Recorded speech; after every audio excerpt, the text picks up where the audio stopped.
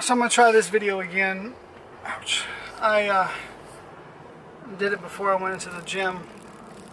So I'm going to put down for the record my thoughts on the people that say, there's two kinds of people that say, talk about people with their relation or their addiction with food. When someone says that, that really irritates me. It makes me angry to think that, you know, a person would say, for example, you have addiction of food.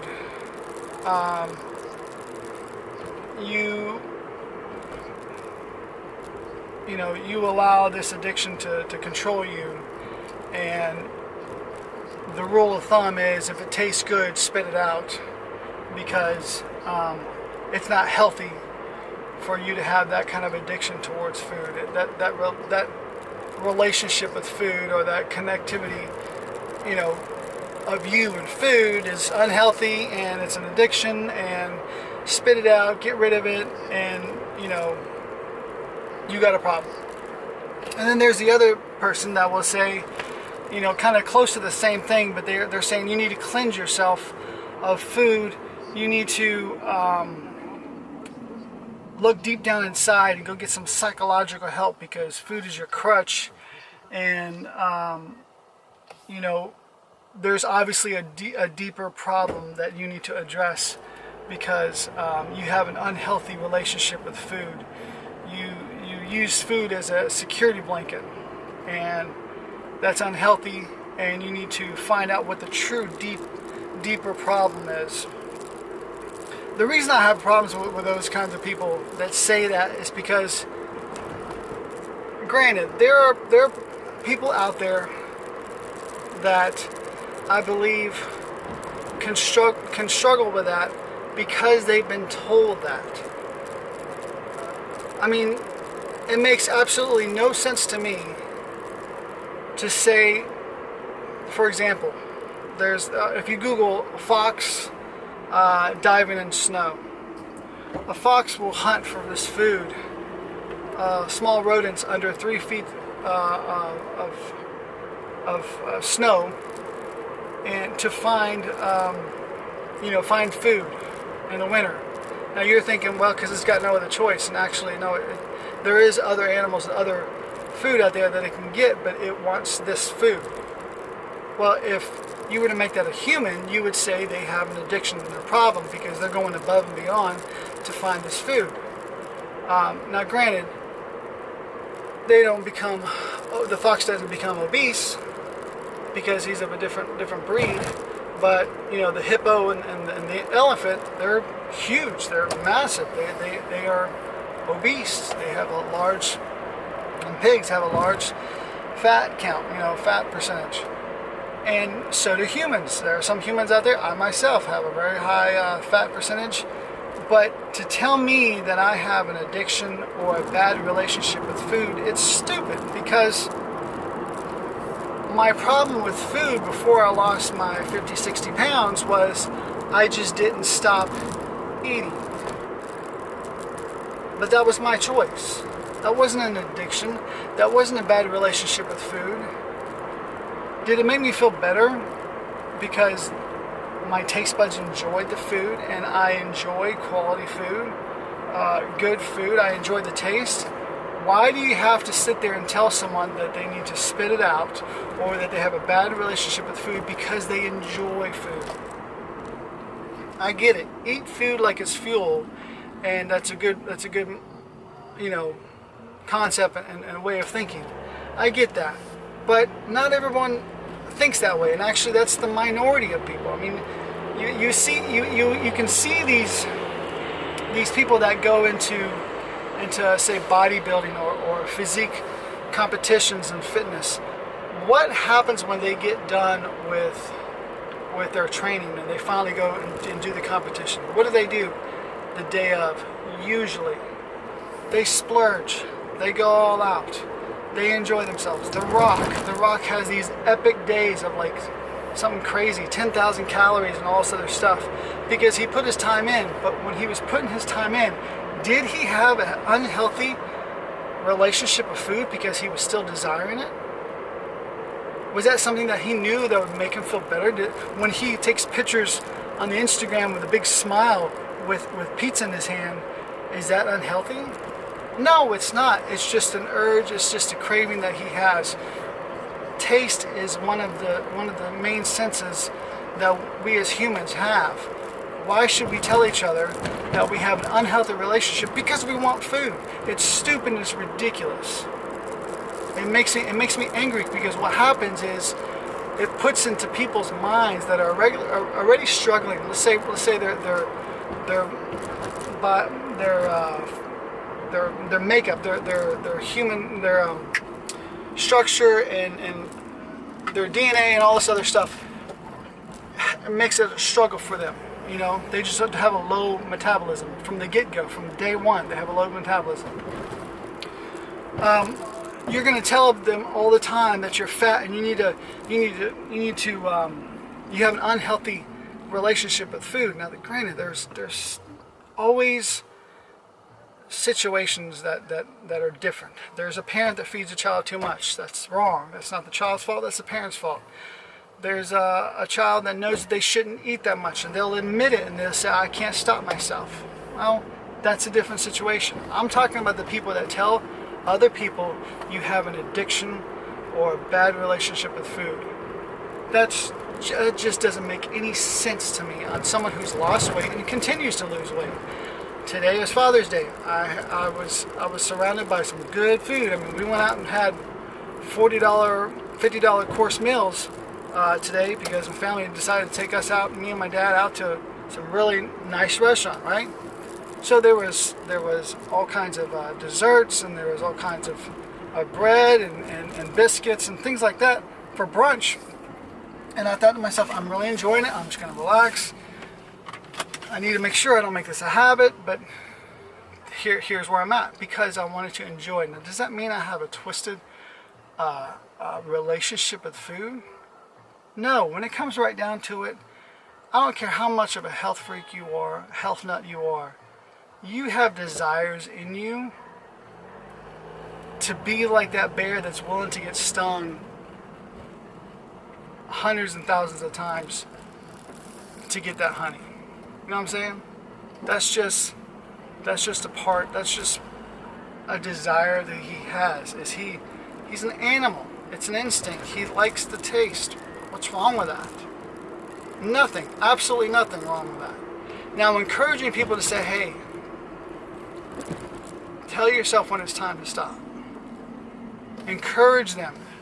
Put the food down. I know it tastes good, but at some point you got to stop. That's different. But telling someone right off the bat, you have a bad relationship with food. You need to find out what the deeper lining is to better yourself, because you got a problem. It's stupid, because you keep on telling someone that, eventually they're going to believe it, and it's going to come true. They're going to tell themselves, I have an unhealthy problem. They're allowing that quote-unquote addiction take control of their lives. Just like a smoker. A smoker will eventually say, I'm addicted. He just gives in. I'm addicted. You gave into your lack of decision, your lack of choice. You accepted the fact that you wanted the cigarette, and you're just going to do it. And you also accept the fact that it's unhealthy, and it can most likely kill you. That's the exact same thing as some obese people that know that they're going to die if they don't quit. Is that a bad relationship with food? No, it's a decision that they make. They know. They're the ones that get up with the needles in their feet and their back ready to break, and their chest feels like it's collapsing. They know. Trust me. They know where their struggle's at. They know that where the pain's at. They don't need you to tell them that they got a problem or a bad relationship with food. Every single person that sits there and cries and says, I can't help myself, I can't stop. They're right there, you're hearing and listening to them say, That's it. I'm done. I'm giving up. I need someone else to do it for me. And everyone out there knows that before you hit that critical point, before you need surgery, or before you hit that critical life and death point, you're making decisions day in and day out to continue to live a lifestyle that you know you shouldn't, or that you decide to change it. That's a decision. That's not an addiction. People need to get it straight and stop pouring this junk into people's head like they got some problem that they can't contain. They can't get a hold of. But as soon as they get into a gym, what does the trainer say? Come on, you gotta have that willpower. You gotta do it. You gotta come on. You gotta put down the donuts. You gotta put down the food. Make up your mind. Do they have an addiction, or are they making a choice? Do they have a relationship, a personal relationship, an unhealthy relationship with food, or are they just making a choice? They're making a choice. So why don't you encourage them to make the right choice instead of telling them that there's something wrong with them? It makes me so mad to hear people say, there's something. You might as well just tell them that they're messed up in the head. And some of these people that are obese and large, and that struggle with their weight, are some of the brightest, smartest people you ever meet. Some of the nicest people you ever meet. Some of the real, realistic, true people you ever meet, because they're completely exposed. Their issue and their problem is for everyone to see. It's right out there in the open. They can't hide it. And they're some of the greatest and wonderful people you'll ever meet. But you're telling them that they are messed up in the head. No. They just need encouragement, just like anyone else, to make that decision to stop eating that much. I will tell anyone out there that's struggling, man, I know that food tastes good. I want that food just as much as you do. And that's okay. That is not unhealthy. The fact that you don't stop, that's unhealthy. You want to taste that? Taste it. But know before you taste it, you need to only taste it and then stop. Just enjoy it for a little bit and stop.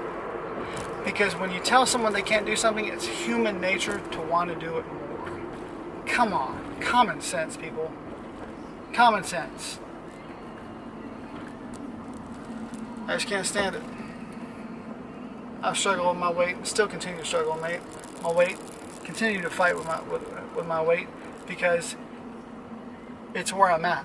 I've made those decisions to eat and have the bags of candy around me, eat all the hot dogs I wanted, eat all the carbs I wanted, eat all the calories I wanted, because that's what I chose. I was not addicted to it. The only addiction that I truly believe people have, and we don't realize it, and that's everybody, including athletic people, fitness people, everything, is what the big companies, the food makers, manufacturers do. They put in tons of sugar into everything that we eat.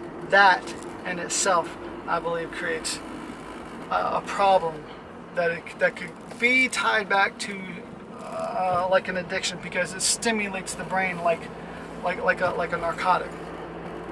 So I'll agree with that one.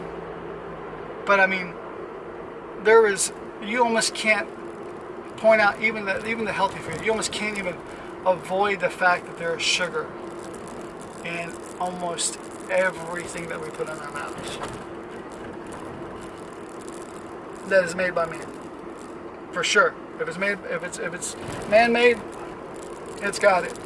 If it's fruit, it's got it. Oh my gosh, then you got a whole different conversation of sugar. But that, yeah, I believe that's an issue. I believe that's a problem. White sugar is poison to the body. I believe that. And boy, do I love me some white sugar. My cookies, my baked goods, what I had today. I know it's not good, but I also know I'm there's no way of avoiding it. So what do? I control it. That's it. I take control of it. I have to. Or I choose not to. But don't tell me I got a problem with my relationship with food. That's just stupid.